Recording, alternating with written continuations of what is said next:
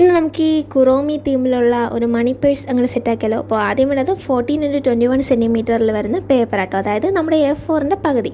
ഞാനിവിടെ വൈറ്റ് എടുത്തത്, കളർഫുള്ളായ കുറച്ചും കൂടെ ബ്യൂട്ടിഫുൾ ആവും. അപ്പോൾ അതിനുശേഷം ഈ കാണുന്നത് പോലെ ഒട്ടിക്കുക, മടക്കുക. പിന്നെ പ്രത്യേകം ശ്രദ്ധിക്കുക, ഇടയ്ക്കൊന്നും പശയാവരുത്. ഇതുപോലെ തുറന്ന് പറഞ്ഞാൽ എന്നാലും നമുക്ക് പൈസ ഇടാനായിട്ട് പറ്റും. അപ്പോൾ അതൊക്കെ ഒന്ന് ശ്രദ്ധിച്ച് പേപ്പറൊക്കെ വെച്ച് ഒന്ന് മടക്കി പശയൊക്കെ തേച്ച് എടുത്തു കഴിഞ്ഞാൽ നമുക്കെല്ലാം കറക്റ്റായിട്ട് കിട്ടും കേട്ടോ, നല്ല ഭംഗിയായിട്ട് കിട്ടും. പിന്നെ ഇത് നമ്മൾ ആദ്യം എടുത്ത ആ ഒരു മെഷർമെൻറ്റിന്, അതായത് ആ മടക്കിയ മെഷർമെൻറ്റ് വെച്ച് ഞാൻ എടുത്തത്. ഇതിന് കറക്റ്റായിട്ടൊരു മെഷർമെൻറ്റ് ഇല്ല, അതാണ് ഞാൻ പറയാത്തത്.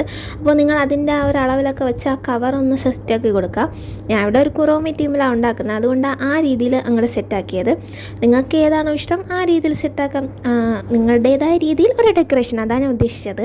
പിന്നെ അതാകെ വിജൃംഭിച്ച് നിൽക്കുന്നത് കണ്ടിട്ട് ഞാനൊരു കുറോമിയുടെ തന്നെ ഒരു സ്ക്വിഷിയും കൂടെ ഒന്ന് ചെയ്ത് സെറ്റാക്കി എടുക്കുന്നുണ്ട്. ഇത് പിന്നെ പ്രത്യേകം പറയണ്ടല്ലോ, എങ്ങനെ ചെയ്യേണ്ടതെന്ന് നിങ്ങൾക്കറിയായിരിക്കുമല്ലോ അല്ലേ.